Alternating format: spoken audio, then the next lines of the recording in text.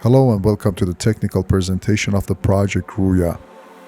As an attempt to familiarize myself with dynamic simulations within Houdini, it soon became obvious the time required to produce such project would get stretched. Plus, variety of techniques had to be learned and developed to overcome some challenges which I'd like to get into in the following sections.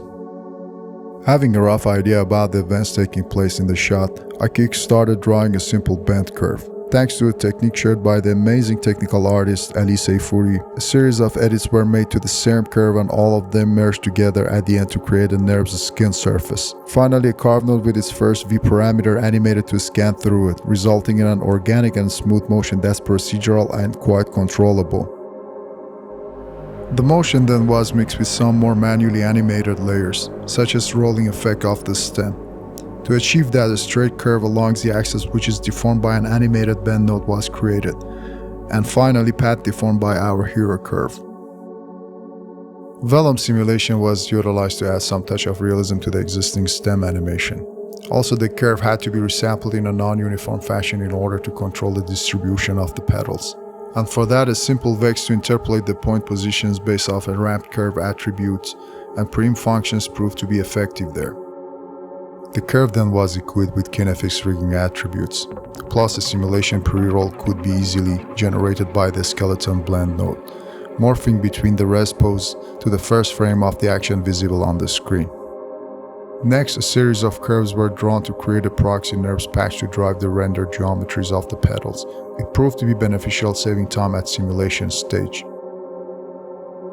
From there, I could model the petal geometries using procedural as well as more classical techniques such as sculpting and ZBrush. Layers of geometries were added as I went along with handful of trial and errors, of course.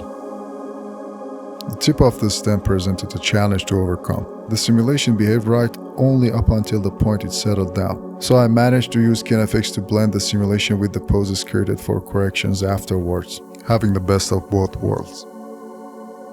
The egg was started with but a single point, animated manually and layered with procedural noises for a more natural and organic motion. For the burst effect, the flying creature was used as a collider to tear apart the vellum egg at that particular moment. For the flying creature again, I like to start animating with a bunch of curves representing the skeleton of it. Getting the proportions as well as the principles of animation and lines of actions right before committing to any final mesh, since the sculpted geometry could be deformed via kinefix toolset.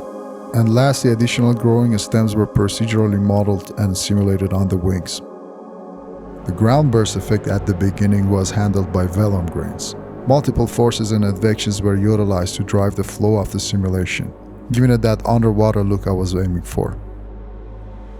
And lastly, renders were handled using Arnold renderer, each frame taking around 20 to 90 minutes to finish, and texturing was achieved by Substance Designer and Arnold procedural utilities. Thanks for watching.